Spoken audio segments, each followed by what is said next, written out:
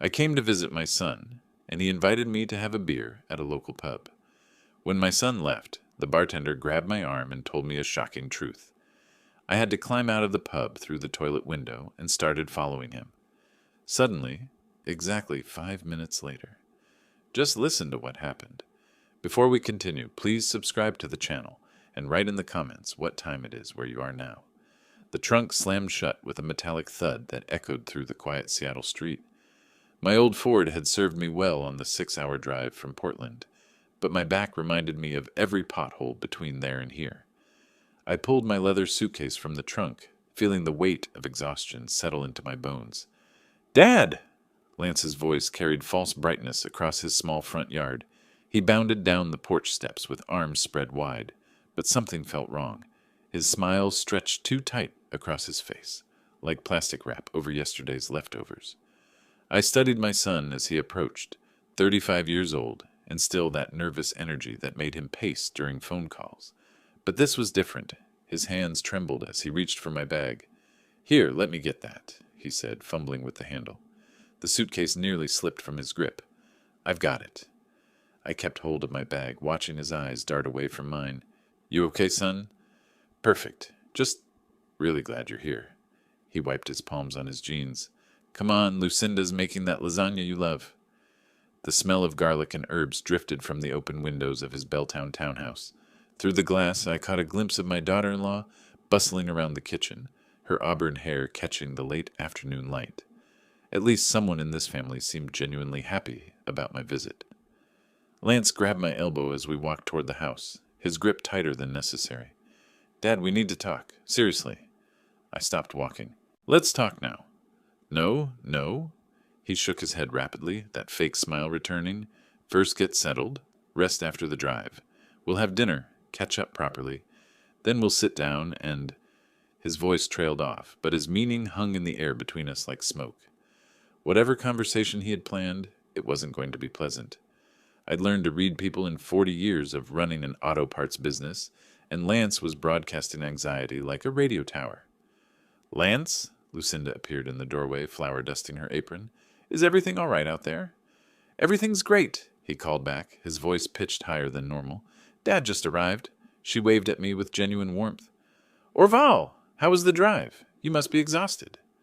I returned her wave, but kept watching Lance from the corner of my eye.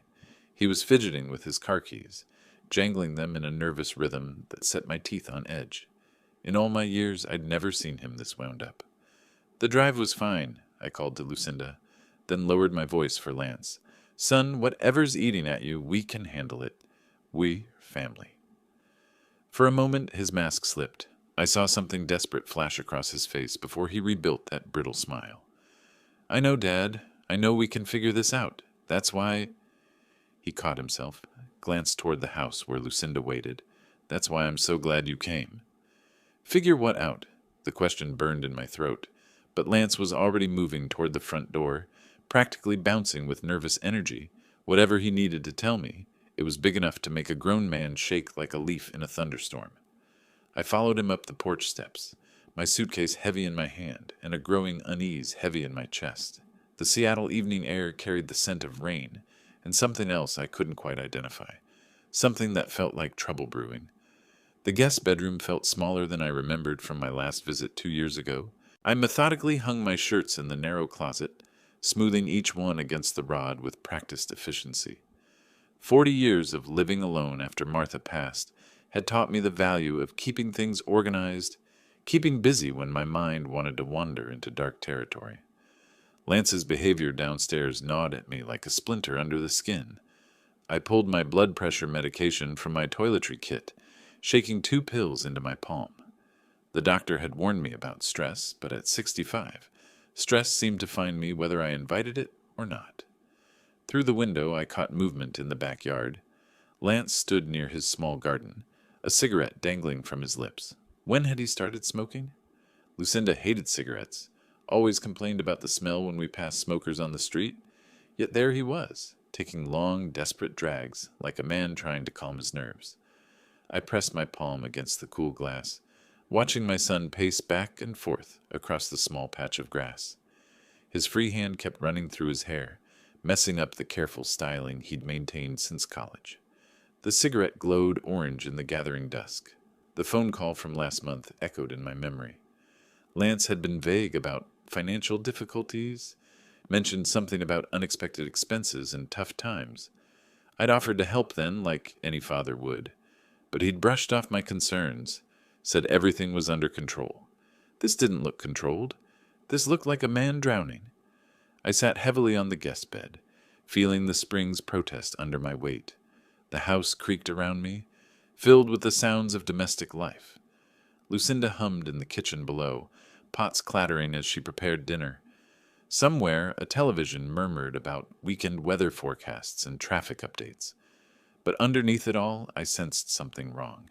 Call it intuition, call it paternal instinct, but Lance's behavior triggered every alarm bell I'd developed over decades of dealing with desperate customers who couldn't pay their bills. The desperate ones always had the same tells: the nervous laughter, the inability to make eye contact, the way they'd fidget with whatever was in their hands, the way they'd build up to asking for help, circling around the real problem like vultures around roadkill. Rain began pattering against the window, Seattle's eternal soundtrack. I watched Lance stub out his cigarette and immediately light another one. His movements were jerky, agitated. He kept glancing up at the house, then away, as if he couldn't decide whether to run inside or keep running altogether. What kind of financial trouble required this level of anxiety? Job loss? Credit card debt? Something worse? I unpacked my spare pants, trying to ignore the growing knot in my stomach. Lance had always been impulsive, prone to grand schemes that never quite worked out. But he'd never been dishonest with me, never hidden things that mattered, until now. The medication kicked in, easing the tightness in my chest slightly, but it couldn't touch the worry that was settling into my bones like arthritis. Whatever Lance needed to discuss, it was serious enough to make him chain smoke in his own backyard while his wife cooked dinner for his visiting father. I folded my empty suitcase and tucked it under the bed, movements automatic, while my mind churned through possibilities. None of them were good. "Orval!" Lucinda's voice carried up the stairs, bright and welcoming. "Dinner's ready?" I took one last look out the window. Lance was stubbing out his second cigarette, steeling himself for whatever came next. His shoulders were set in a way I recognized from childhood, right before he'd confessed to breaking something or getting in trouble at school. But this felt bigger than broken windows or schoolyard fights. This felt like the kind of trouble that changed everything. The dining room smelled like heaven. Lucinda had outdone herself with the lasagna, layers of cheese and meat sauce bubbling under a perfectly golden crust. She'd even lit candles, their warm glow dancing across the mahogany table that had been her grandmother's. "This looks incredible," I said, settling into my chair. The normalcy felt forced, like we were all actors playing parts in a family dinner commercial. Lance poured wine with hands that wouldn't stay steady. Red drops splattered onto the white tablecloth, and he cursed under his breath while dabbing at the stains with his napkin. "Rough day at work?" I asked, watching him struggle with the bottle. "Something like that." He managed to fill 3 glasses without further disaster. "How's the parts business? Still keeping those old cars running?" We fell into safe territory: my shop, the weather, Lucinda's job at the library. She chatted about a new book club program while serving generous squares of lasagna. Lance picked at his food, cutting it into smaller and smaller pieces without actually eating much. The rain had intensified outside, drumming against the windows with increasing urgency.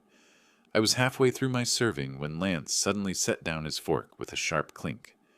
"Dad," his voice cut through Lucinda's story about difficult patrons. "We need to have that talk now." Lucinda's smile faltered. She looked between us with growing concern. "Lance, maybe after dinner," she started. "No, now." He turned to face me fully, his face pale in the candlelight. "Dad, I need money. A lot of money." I set my own fork down slowly. "How much is a lot?" "More than $1 million. The words hit me like a physical blow. I stared at my son, searching his face for any sign this was some kind of joke. But his expression was dead serious, almost desperate. "Are you out of your mind?" "I've done the calculations," he continued, as if I hadn't spoken. "Your business is worth about $600,000, maybe more to the right buyer. The house in Portland should bring another 400, plus your savings, your retirement accounts. You want me to sell everything? My voice came out strangled. Lose everything I've worked for because of your mistakes? Lucinda's face had gone white.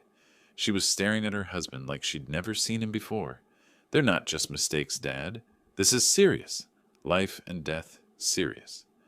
Lance leaned forward, his eyes wild. I borrowed money from the wrong people, and now they want it back with interest. Lots of interest. Who did you borrow from? That doesn't matter. What matters is that I need over $1 million, and I need it fast. You're the only person who can help me. I pushed back from the table, my chair scraping against the hardwood floor. I'm not destroying my life to fix yours. Dad, please, his voice cracked. You don't understand what these people will do if I don't pay them back? Then you should have thought about that before you borrowed their money. Lucinda finally found her voice. Lance, what are you talking about? What people? How much did you borrow? He ignored her, keeping his eyes locked on mine. I'm your son, your only son. Doesn't that mean something? It means everything, I said quietly, but it doesn't mean I'm going to sacrifice 4 decades of work to bail you out of whatever mess you've created. The candles flickered in the sudden silence. Outside, the rain continued its relentless assault on the windows, matching the storm that had just broken over our family dinner table. I can lend you $200,000, I said finally. Cash, no questions asked, but that's my limit. Lance's face twisted with something between rage and disbelief. 200,000? Dad, that's not even close to... It's what I can do without destroying everything I've built. You never supported me. Lance's fist slammed down on the table with explosive force. Dishes rattled, wine glasses jumped, and a stream of red liquid spread across the white tablecloth like spilled blood. When I needed you most, you were always too busy with your precious business. I stood up slowly, crossing my arms over my chest. 40 years of dealing with desperate customers had taught me to recognize manipulation when I saw it. That's not true, and you know it. Isn't it? His voice pitched higher, more desperate. High school football. You missed half my games because of inventory deliveries. College graduation, you left early for some emergency parts order. And now, when I'm facing real danger, you offer me scraps. Lucinda had started crying quietly, tears streaming down her cheeks as she watched her husband transform into someone she didn't recognize. Her hands shook as she reached for her napkin. I can lend you $200,000, I repeated, keeping my voice level despite the storm raging across the table. Cash, no questions asked. Earn the rest yourself. Earn it, Lance laughed, a bitter sound that made my skin crawl. Dad, I don't have time to earn it. These people don't give extensions or payment plans. They break bones first, ask questions later. His chair scraped backward as he jumped to his feet, pacing behind the table like a caged animal. The candlelight cast wild shadows across his face, making him look almost monstrous. You have no idea what it's like, he continued, his voice breaking. Living with this weight, knowing that any day they might decide I've had enough time. 200,000 is nothing to them. It's an insult. Then maybe you shouldn't have borrowed from them in the first place. My calm response only seemed to fuel his rage. He grabbed his wine glass, and for a moment I thought he might throw it. Instead, he drained it in one gulp, red drops staining his lips. Easy words from someone who never took a real risk in his life, he spat. You played it safe, sold car parts to the same customers for decades. Never dreamed big, never reached for anything beyond your little corner of Portland. The accusation stung because it held a grain of truth. I'd played it safe after Martha died, focused on building something stable and reliable. But that stability was what allowed me to offer him anything at all. Those safe choices put food on your table and paid for your college, I reminded him. They built the business that's giving you this chance. Lucinda's quiet sobbing grew louder. She pushed back from the table, hugging herself as if trying to hold her world together. Please, she whispered, both of you, please stop. But Lance was beyond hearing her. He leaned across the table, his face inches from mine. You know what Mom would say if she were here? She'd tell you to help your son. She'd tell you that family comes before business. The mention of Martha hit me like a physical blow, but I didn't let it show. Your mother would also tell you to take responsibility. for your mistakes instead of blaming everyone else. My mistakes? His voice rose to almost a shout. What about your mistakes, Dad? What about all the times you chose work over family? Maybe if you'd been there more, I wouldn't have. Wouldn't have what? Made the choice to borrow money from criminals? That's your decision, Lance. Own it. Lucinda's chair scraped against the hardwood as she stood abruptly, her tear-stained face flushed with determination. Enough! Her voice cut through our argument like a blade. Both of you, just stop it right now. The authority in her tone surprised us both. Lance's mouth closed mid-sentence, and I found myself stepping back instinctively. She wiped her cheeks with the back of her hand, leaving streaks of mascara that made her look older, wearier. This isn't solving anything, she continued, her voice shaking but resolute. You're both exhausted, angry, and saying things you don't mean. Everyone needs to go rest and calm down. Lance opened his mouth to protest, but she held up her hand. No arguments. Dad's had a long drive. You've been stressed for weeks. And She took a shaky breath. I need some time to process all of this. I looked at my daughter-in-law, really looked at her, and saw the toll this evening had taken. Dark circles under her eyes, tension in her shoulders, the way her hands trembled as she spoke. Whatever problems Lance had brought to our family, she'd been carrying the weight of them too. Lucinda's right, I said quietly. I'm sorry for the shouting, Lucy. This isn't what I wanted for tonight. She managed a weak smile. I know. I know you both love each other, even when you're fighting like this. Lance ran his hands through his hair, messing up the careful styling from earlier. For a moment, he looked like the little boy who used to have nightmares and crawl into bed with Martha and me.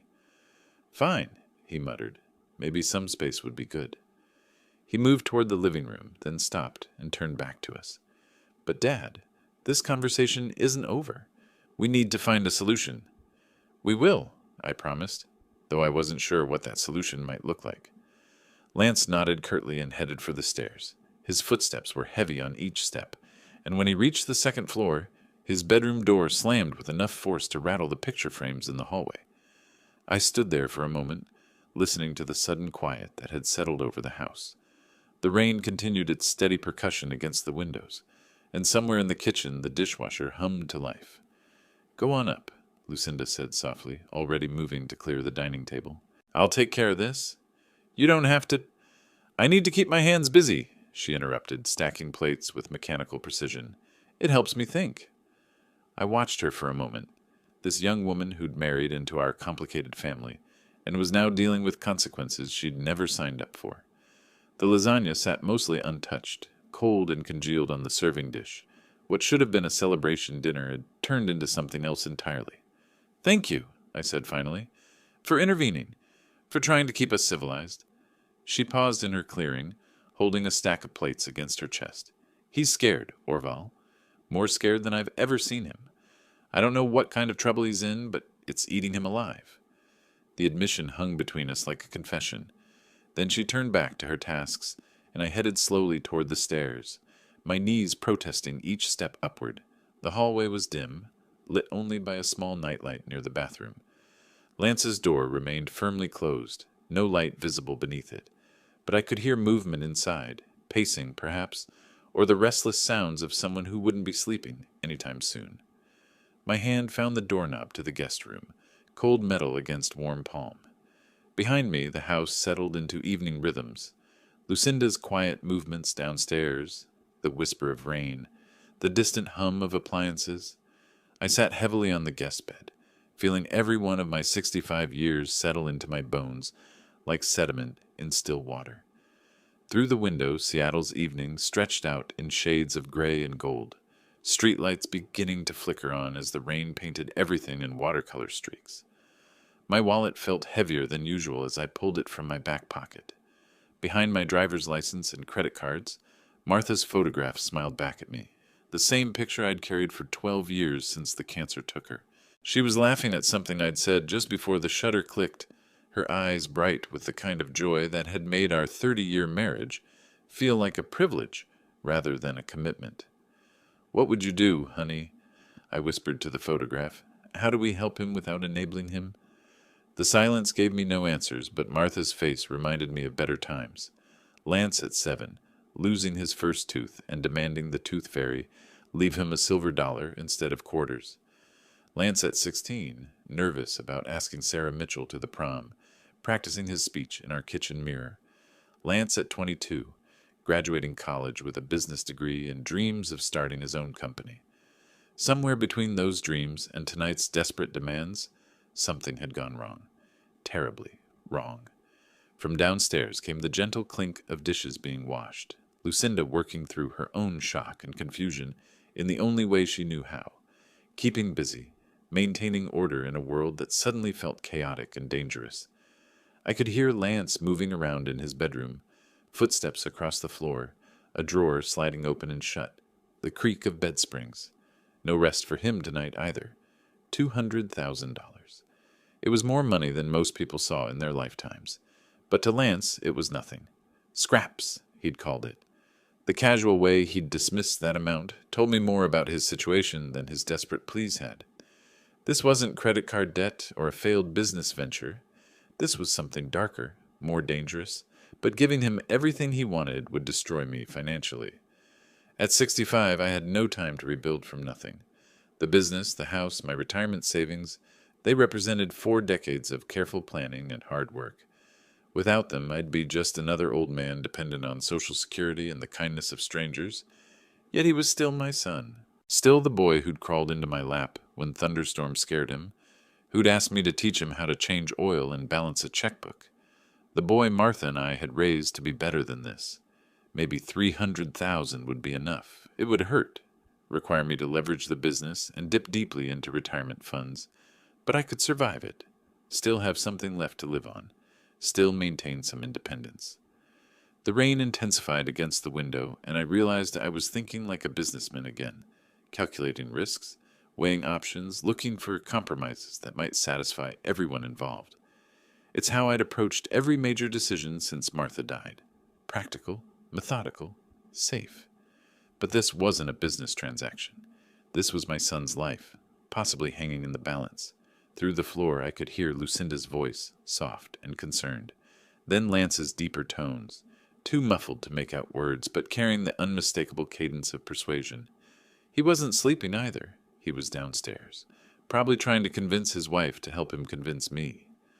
I tucked Martha's photograph back into my wallet, decision crystallizing like ice forming on a winter pond. $300,000, final offer, enough to show I loved him, not enough to destroy everything his mother and I had built together. The thirst hit me like a reminder of my mortality. Dry mouth, scratchy throat, the kind of dehydration that comes from emotional exhaustion.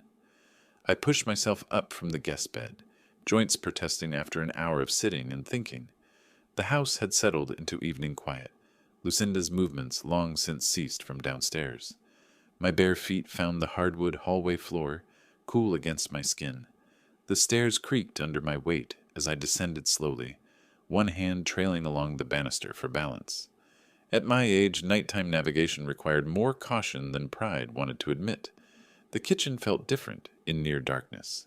I flicked on the small light above the sink, casting a warm glow across the granite countertops that Lucinda kept spotless. The tap water ran cold against my fingers as I filled the glass, the simple act somehow soothing after the day's emotional storms. "Dad?" I turned, water glass halfway to my lips. Lance emerged from the living room shadows like a ghost, his silhouette backlit by the faint glow of streetlights through the front windows. He moved slowly, cautiously, his head hanging in what looked like genuine shame. "Son, what are you doing up?" "Couldn't sleep." He stepped into the kitchen's circle of light, and I saw something different in his face. The desperate anger from dinner had been replaced by something softer, more vulnerable. "Keep thinking about tonight, about what I said." I set my glass on the counter, studying his expression. This was the Lance I remembered from childhood, the boy who would sneak downstairs after bedtime to confess some small transgression, seeking forgiveness before sleep. "Dad, I'm sorry." His voice cracked slightly. "I was cruel earlier, said things I didn't mean, blamed you for things that weren't your fault." The apology hit me harder than his anger had. "We both said things—" "No, listen." He stepped closer, close enough that I could see the exhaustion in his eyes. "You're my father. You've given me everything, and when you needed respect in return, I gave you demands and accusations. Martha's photograph seemed to whisper approval from my wallet upstairs.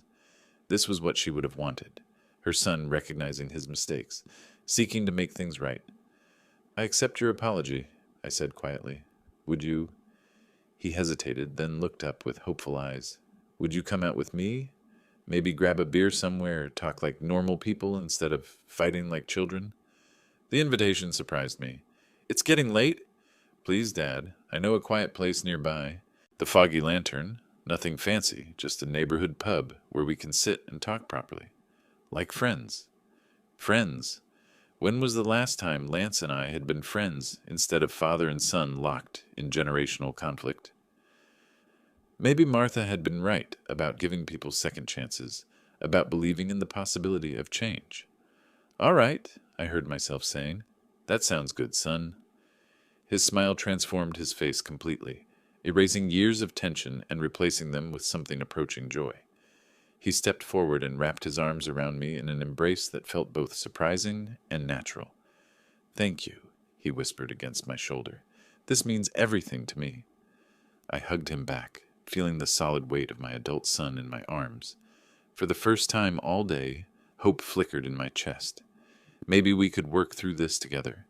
Maybe the $300,000 I'd decided to offer would be enough to start rebuilding our relationship along with his life. Let me get my jacket, I said as we separated. Mine too. It's cooling off outside. Lance was already moving toward the front closet, his step lighter than it had been all evening. The Foggy Lantern has great beer on tap, and they usually have a game on. Remember when we used to watch baseball together when you were teaching me about batting averages? Of course I remember. The memory warmed me more than the kitchen's overhead light. You kept stats in that little notebook. Still got it somewhere. He handed me my jacket, then shrugged into his own. Ready to go make some new memories? I nodded, following him toward the front door. Behind us, the kitchen light created a warm rectangle on the floor, but I was already looking forward, toward whatever waited at this neighborhood pub, toward the conversation that might finally heal the wounds between us. The Foggy Lantern lived up to its name. Amber light filtered through decades of cigarette smoke that had stained the wood paneling a rich brown, and the neon beer signs cast colored shadows across worn leather booths. It felt like the kind of place where neighborhood regulars nursed the same beer for hours while arguing about sports statistics. Lance led me to the bar counter where a stocky man with graying temples was polishing glasses with practiced efficiency. His name tag read Marvin, and he had the bearing of someone who'd seen enough of life to remain unimpressed by most of it. Evening, Marvin, Lance said with casual familiarity. 2 drafts, whatever you recommend. Marvin nodded without comment, pulling 2 perfect pints of amber ale. His movements were economical, professional, but I caught him studying Lance with the subtle attention bartenders develop for reading customers. Thanks, I said, as he set the glasses in front of us. The beer was cold with a clean bite that cut through the day's accumulated stress. Above us, a baseball game played on the mounted television. The Mariners were down by 3 in the 7th inning, and the small crowd of patrons offered occasional commentary to the screen. It felt comfortable, normal, like countless father-son evenings should have been.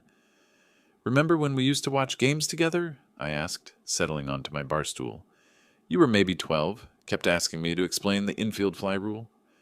Lance's smile was genuine, reaching his eyes for the first time all day. Of course, Dad. You taught me to love baseball, said it was about patience, strategy, waiting for your pitch. Still good advice. For baseball and life, he agreed, raising his glass. To second chances.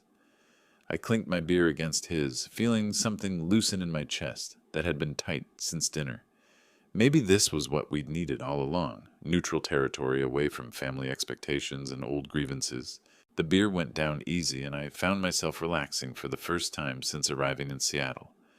Lance seemed different here, more like the son I remembered, less like the desperate stranger who demanded my life savings. He asked about the shop, laughed at my stories about difficult customers, shared memories of helping me organize inventory during summer breaks. I miss this, I admitted as Marvin refilled our glasses without being asked. Me too. Lance took a long pull of beer, then glanced toward the entrance. Really missed it. Behind the bar, Marvin continued his quiet work, but I noticed him watching Lance with increasing frequency, professional interest, maybe, or the natural wariness bartenders develop toward customers who seem nervous, despite friendly conversation. Because Lance was nervous. Now that I was looking for it, I could see the subtle signs. Fingers tapping against his beer glass, quick glances toward the door, the way he checked his phone when he thought I wasn't watching. "Everything all right, son?" "Perfect." His response came too quickly, too bright. "Just enjoying the evening, you know? Sometimes you forget how good it feels to just sit and talk."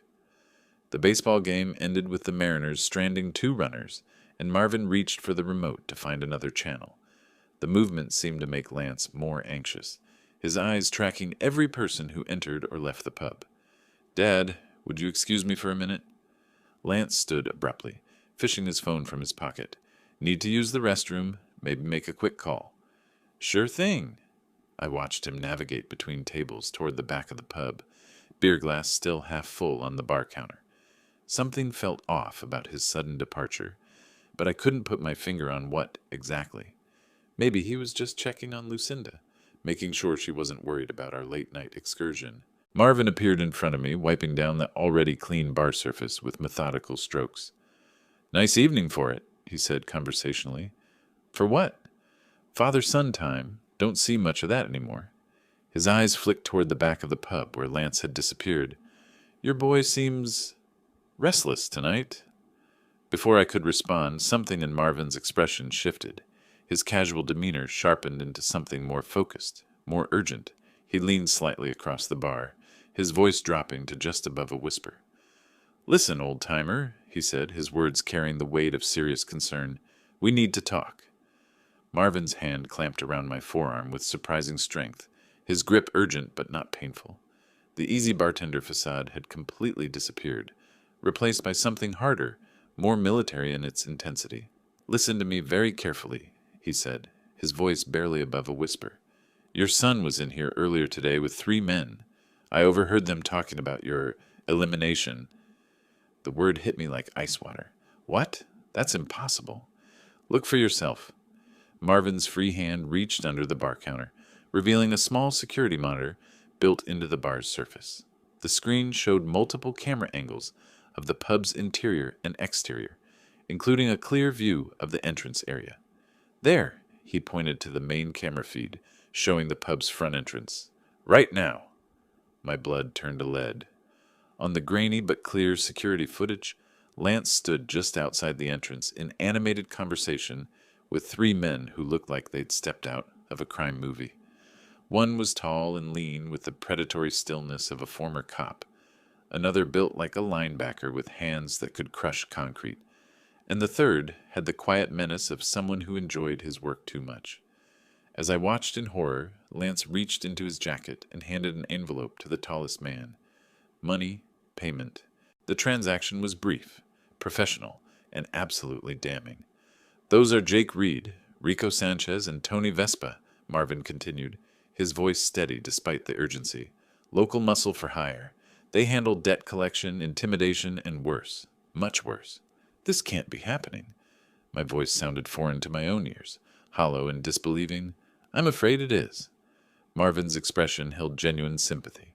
"I served 2 tours in Afghanistan, ran this place clean for 20 years. I know killers when I see them, and I know a setup when I witness one." On the screen, Lance was pointing toward the pub's interior, clearly giving instructions. The 3 men nodded, checked their watches, and began moving with purposeful coordination. One headed toward what looked like a side entrance, another toward the back alley, while the leader remained near the front door. "They're positioning themselves," Marvin explained, reading the situation with military precision. "Creating a perimeter. Whatever your son told them, they're treating this like an operation." The pub's comfortable atmosphere suddenly felt suffocating. Every shadow could hide a threat. Every patron might be part of the plan. The baseball commentary continued on the television, oblivious to the fact that someone in this room was marked for death. "I can't believe Lance would—" But even as I said it, pieces were falling into place. The desperate demands for money, the calculated manipulation, the fake reconciliation that had brought me here. All of it had been leading to this moment. "Believe it," Marvin said grimly. "I heard them planning earlier. Your son owes serious money to serious people, and he's decided your life insurance is easier than your savings account." My hands trembled as I gripped the bar counter, trying to process this impossible reality. The son I'd raised, taught to ride a bike, helped with homework, carried to bed when he fell asleep watching television, that same boy was outside coordinating my murder. "What do I do?" The question came out as a whisper. Marvin's answer was immediate and certain. "You get out, now, through the back exit while they're still getting into position." He reached under the counter again, this time pulling out what looked like a small knife. "Take this, and whatever happens, don't go home tonight. Find somewhere public, somewhere safe."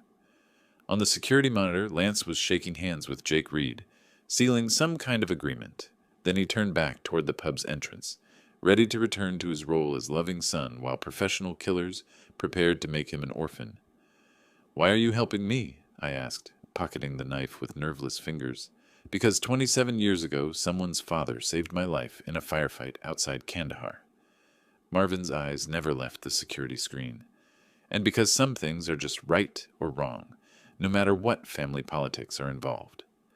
Through the pub's dim interior, I could see Lance making his way back from the restroom area, phone still in his hand, probably confirming timing with his hired killers. His face wore the same loving expression he'd shown me all evening, but now I could see it for what it really was, the mask of a son planning patricide. "Thank you," I whispered to Marvin, my voice barely audible above the pub's background noise. He nodded once, a soldier's acknowledgement, then turned back to polishing glasses as if nothing had happened. I stood slowly from my bar stool, fighting every instinct that screamed at me to run. Running would draw attention. Running would get me killed. Instead, I walked with measured steps toward the back of the pub, past the pool table where two college students argued about a missed shot, past the corner booth where an elderly couple shared nachos and reminisced about their dating years. The men's room door felt heavier than it should have as I pushed it open. My hands were shaking now, adrenaline flooding my system like it hadn't since Korea, 60 years ago when bullets sang overhead, and survival meant making split-second decisions with incomplete information. I locked the door behind me, the metallic click echoing in the small tiled space. The bathroom was cramped, barely 6 feet wide, with a single window set high on the back wall. Frosted glass, rectangular, maybe 2 feet wide by 18 inches tall. Not much room for a 65-year-old man with arthritic joints and a bad knee from decades of crawling under car hoods. But it was the only way out that didn't lead past 3 professional killers. The window opened with a rusty protest, cool Seattle air rushing in to mix with the bathroom's industrial disinfectant smell. I grabbed the edge of the sink and pulled myself up, my knee screaming in protest. The porcelain was slick under my palms, and for a terrifying moment, I thought I might fall backward onto the tile floor. 65 years old, when had I become this fragile? The window frame bit into my ribs as I squeezed through, my jacket catching on the metal latch. Below me, the alley stretched away into darkness, punctuated by a single security light mounted on the building across the narrow space. Dumpsters lined both walls like sleeping monsters, and the pavement looked very far away. I had no choice. I pushed through the window opening, felt myself falling, and hit the alley pavement harder than I'd hoped. My knees buckled, pain shooting up through my spine, but I rolled with the impact the way Sergeant Martinez had taught us during basic training. Some muscle memory never dies. The alley smelled of garbage and rain with an undertone of something else. Grease from the pub's kitchen, maybe, or oil from the delivery trucks that serviced these back entrances. I stayed low, moving along the building's wall toward the front, my breathing more ragged than I wanted to admit. Through the brick and mortar I could hear the faint sounds of the pub continuing its normal Friday night rhythm. Baseball commentary, laughter, the clink of glasses. Somewhere in that warmth and normalcy, my son was probably checking his watch, wondering why his father was taking so long in the bathroom. My son who had hired killers to murder me. The thought should have paralyzed me, but instead it sharpened my focus. I reached the corner of the building and pressed my back against the brick wall, listening. Male voices carried on the night air, not from inside the pub, but from somewhere near the front entrance. Lance's voice, and others. I edged closer to the corner, staying in the shadows cast by an overhang that sheltered the pub's rear delivery entrance. My heart hammered against my ribs, but my breathing was controlled now, measured. The old training was coming back, muscle memory from a war I'd tried to forget. From around the corner came the low murmur of conversation, too distant to make out words, but close enough to recognize the cadence. Planning, coordination, the sound of professionals discussing their work. I had to know what they were saying, had to understand exactly what I was up against if I was going to survive the next 24 hours. The knife Marvin had given me felt solid in my jacket pocket, but I had no illusions about my chances in a fair fight against 3 younger, stronger men. This wasn't going to be a fair fight. Moving carefully, I crept toward the front of the building, using parked cars as cover. A Ford pickup truck sat at the curb directly across from the pub's main entrance, its bulk providing perfect concealment. I crouched behind its rear bumper and peered around the tailgate. Under the amber glow of a streetlight, Lance stood with 3 men who looked exactly like what they were. Professional violence wrapped in casual clothes. The streetlight cast harsh shadows across their faces, turning the conversation into a scene from a crime movie. I crouched behind the pickup truck's tailgate, close enough to hear every word, far enough away to remain invisible in the truck's shadow.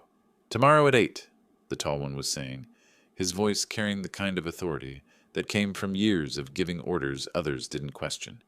This had to be Jake Reed, the ex-cop Marvin had identified. Make it look like an accident. Brake failure, steering problem, something mechanical. Lance nodded eagerly, like a student receiving instructions from a beloved teacher. He always parks in the same spot behind his shop. Creature of habit, you know? Been using that space for 20 years. What kind of car? The stocky one, Rico Sanchez, had a voice like gravel in a cement mixer. Matters for the setup.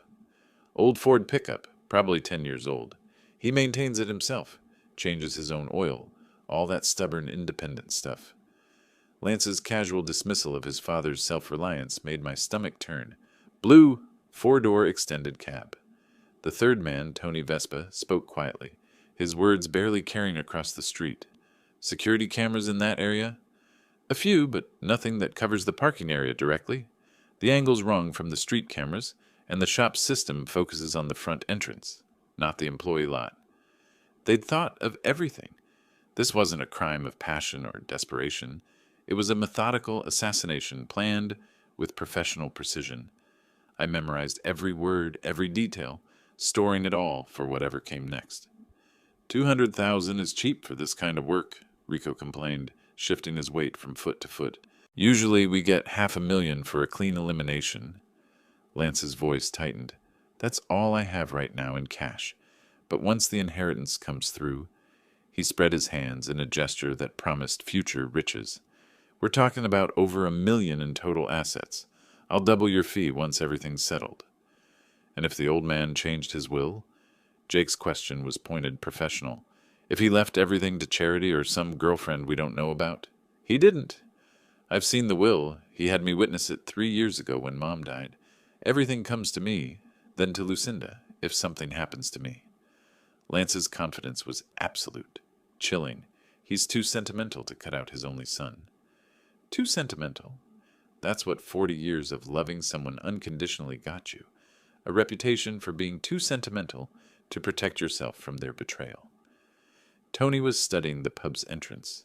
What about the wife? She going to be a problem afterward? Lucinda? Lance actually laughed. She barely balances the checkbook. Won't ask questions about insurance money or inheritance details. And if she does, he shrugged with casual cruelty, she's not really a problem we can't handle. The threat against my daughter-in-law crystallized something cold and hard in my chest. These weren't just killers. They were predators who viewed innocent people as obstacles to be eliminated. Lucinda, who made lasagna and tried to keep peace in her family, who had no idea she'd married a monster. 7 o'clock tomorrow, Jake was saying, pulling an envelope from Lance's outstretched hand. We meet at the usual spot, confirm the target's location, then move into position. Clean, simple, no complications.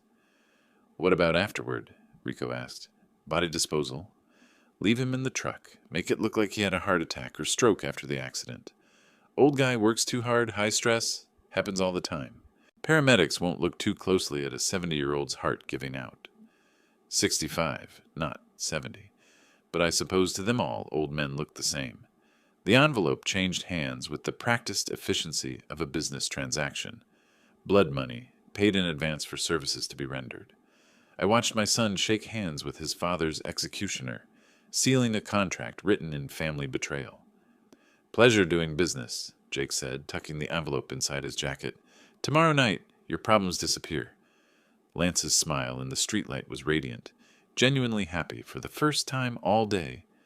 Thank you. This means everything to me.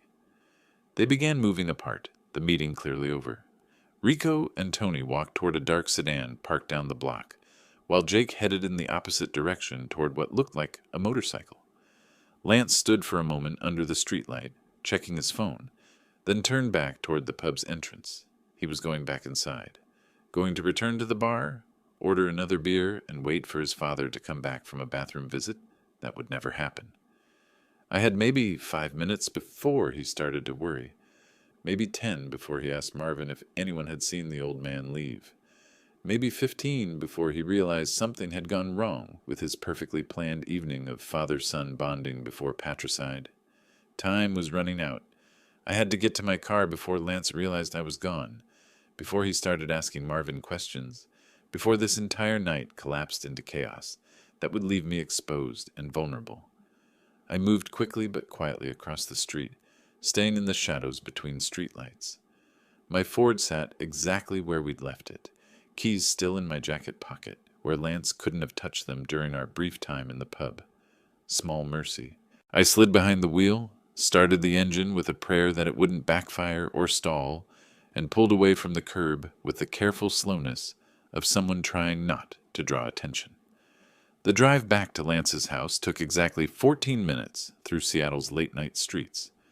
14 minutes to process what I'd witnessed, to accept the reality that my only son had arranged my murder, to begin calculating what came next. The logical part of my mind was already working through practical considerations, how much time I had, what resources were available, which innocent people needed protection. Lucinda. Whatever happened between Lance and me, she didn't deserve to become collateral damage in a war she didn't even know was being fought. I parked 3 houses down from Lance's townhouse, the same careful distance I'd learned during night reconnaissance operations in Korea. The street was quiet, windows dark, normal people sleeping through what felt like the most important night of my life. I walked quickly but quietly to the front door, using the house key Lance had given me with such apparent trust just hours earlier. The lock turned smoothly, the door opening into the darkened living room where this evening's catastrophe had begun. I stood for a moment, listening. Somewhere upstairs, Lucinda was sleeping, probably exhausted from the emotional turmoil of our dinner argument. She had no idea her husband was currently sitting in a pub, wondering why his father was taking so long in the bathroom. The guest room felt different now, not welcoming, but like enemy territory I needed to escape. I packed methodically, the way Martha had taught me during our early years of marriage when my night shifts at the shop meant coming home at strange hours. Every item had its place, every movement calculated to avoid noise that might wake the house. My blood pressure medication went into the toiletry kit, clean shirt and underwear folded into the suitcase. The photograph of Martha, still carrying her warmth and wisdom, tucked safely into my wallet. Everything that mattered, everything that made this place temporarily home, erased as if I'd never been here. Before leaving, I took a piece of paper from the guest room's small desk and wrote carefully in my most legible handwriting. Lucy, your husband is in danger. If you love him, take the children and go to your mother's house tomorrow morning. Don't ask questions. Just leave. Trust me. Oh, it wasn't the whole truth, but it was enough truth to save her life. I placed the note on the kitchen counter where she'd find it when she made her morning coffee, weighted down with the salt shaker so it wouldn't blow away if someone opened a window. Then I was back in my Ford, backing carefully out of their neighborhood, leaving behind the son I'd raised and the daughter-in-law I'd grown to love. The highway stretched ahead, dark ribbon leading home to Portland, to safety, to whatever came after tonight. I-5 South was nearly empty at this hour, just long-haul truckers and the occasional late-night traveler making the run between Seattle and Portland. Good driving conditions, clear weather, 3 hours to think through everything I'd learned and decide what to do with it. My phone started ringing when I was 20 minutes outside Seattle city limits. Lance's number on the display, probably calling from the pub's parking lot, after Marvin told him nobody had seen the old man leave. I let it ring. It rang again 5 minutes later. Again 10 minutes after that. By the time I crossed into Oregon, the missed call counter had reached double digits. By the time I saw the Portland city limits sign, it had reached 37 missed calls. 47 missed calls by the time I pulled into my own driveway. 47 desperate attempts to reach his father, to explain away tonight's disappearance, to get back on schedule for tomorrow evening's 8 o'clock appointment with murder. Lance was panicking now, realizing his carefully laid plans had somehow gone wrong, that his target had vanished into the Seattle night without explanation. I turned off the phone and dropped it into my jacket pocket. Tomorrow I would need to decide what to do with everything I'd learned tonight. How to protect myself, how to save Lucinda, how to stop 3 professional killers from collecting their blood money. Tonight, I was just a 65-year-old man who discovered his son wanted him dead, and I was tired in ways that sleep couldn't fix. But I was alive, and now I knew exactly what I was fighting against. If you liked this story, please like this video, subscribe to the channel, and share your impressions of this story in the comments. To listen to the next story, click on the box on the left. Thank you for watching.